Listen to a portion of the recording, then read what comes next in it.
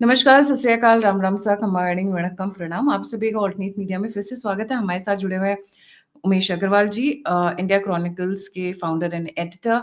कल इंडिया और यूएस के ट्रेड डील पे हमने डेवलपमेंट्स देखी। It was very very intriguing और इतना बड़ा झटका लगा है कि मोदी ने कुछ भी नहीं किया, मोदी ने एक सांस नहीं ली, बट मोदी से भंगा पड़ गया भारी ट्रंप को। The US stock market crashes. Umesh ji, very warm welcome on the show. The platform is yours जी।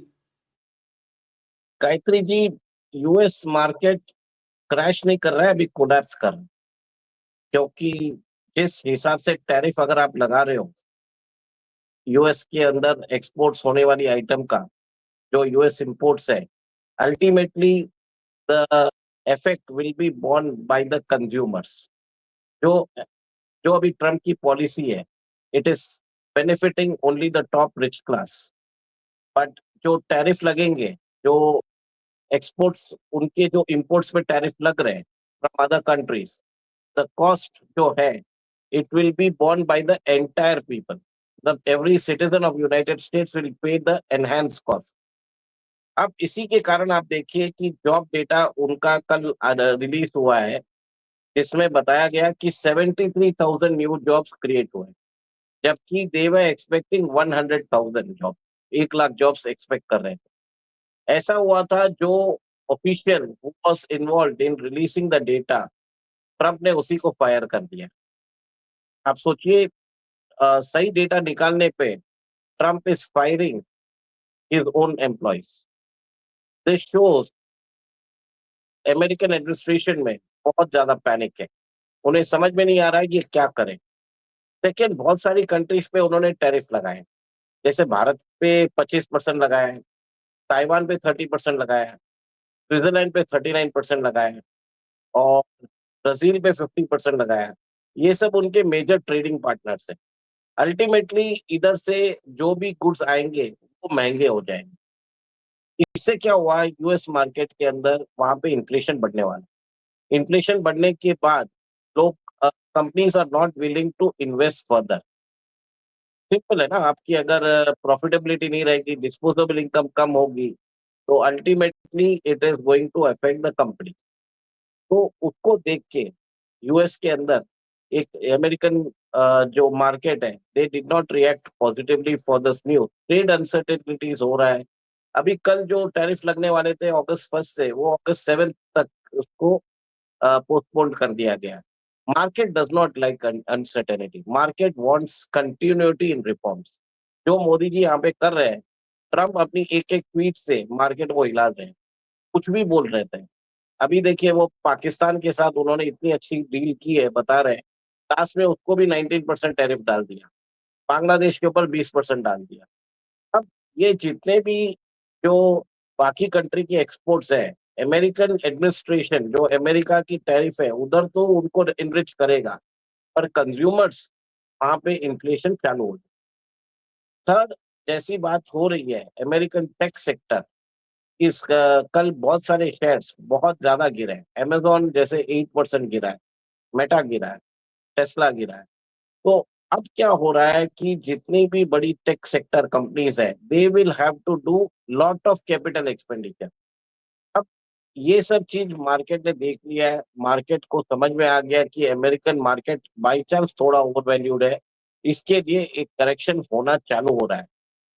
बड़ी बात यह है कि कल जो करेक्शन हुआ है वो बड़ी बात नहीं है। क्या ये कंटिन्यू रहेगा? ट्रम्प की अनसर्टेन पॉलिसीज के कारण, ट्रम्प के ट्वीट्स के कारण, ट्रम्प के स्टेटमेंट्स के कारण, और आप अपने ट्रेडिंग पार्टनर्स के ऊपर टैरिफ लगा रहे हो, उनको कटघरे में खड़ा कर रहे हो। कल साउथ कोरिया से उन्होंने बोला कि 15% टैरिफ पे अग्री कर चुके हैं। साउथ कोरिया से स्टेटमेंट आया, ऐसा कोई हमने अग्रीमेंट किया ही नहीं, कोई रिटर्न अग्रीमेंट नहीं किया। ये सब जो है, investors do not like all this things. Clarity होनी चाहिए, और यहाँ पे डोनाल्ड ट्रम्प इज मिसजजिंग, और एक तरह से अपने आप को he has make a laughing stock in front of the world. आगे जाके जो यूएस का मार्केट कैपिटलाइजेशन है, मेरे ख्याल से अराउंड 55 to 60 ट्रिलियन डॉलर्स का है।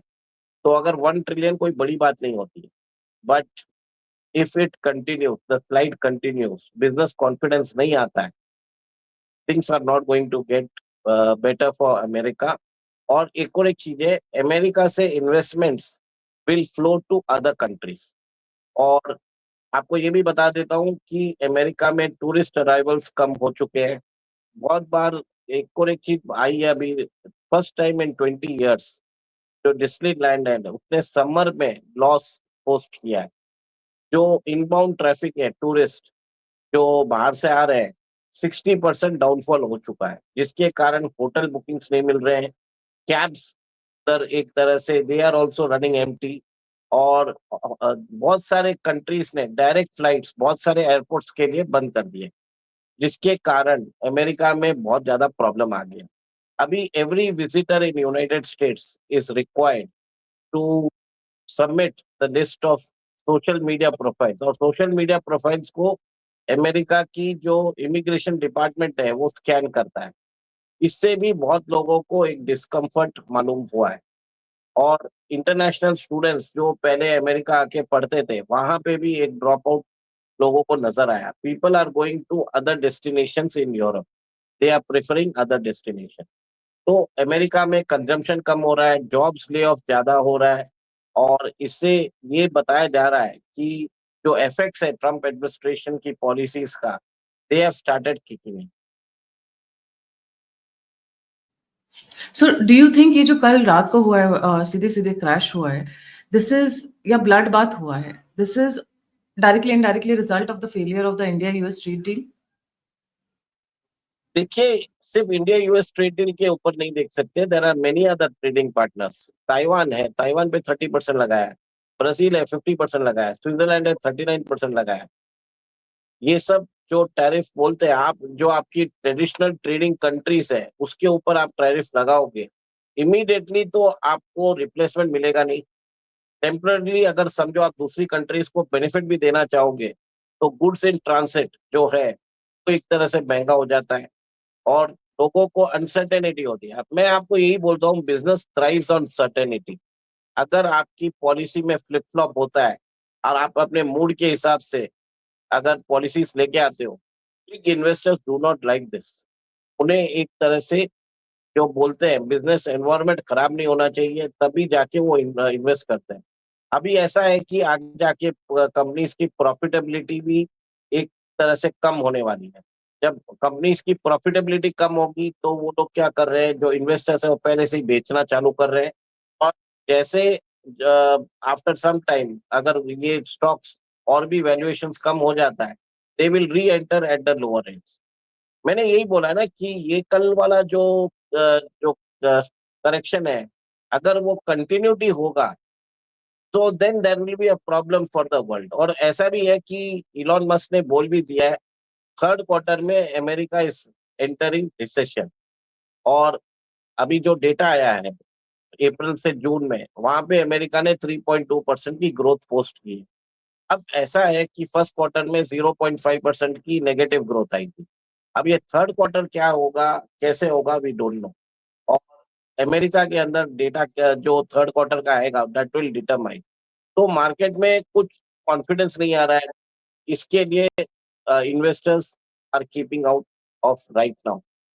सेकेंड, आप ये देखिए, इंडिया के साथ हमने ट्रेड रिलेशनशिप में इन्वेस्ट किया है for around 25 to 30 years, Trump ने एक ही मतलब 6 महीने के अंदर ही उस रिलेशनशिप को खत्म जैसा कर दिया। जिस हिसाब से वो फेवरिंग कर रहे हैं पाकिस्तान को ओवर इंडिया, और जिस हिसाब से उनको रिवॉर्ड कर रहे हैं, ऑपरेशन सिंदूर के टाइम पे आईएमएफ से उन्होंने $2.4 बिलियन का एड दिलवाया है।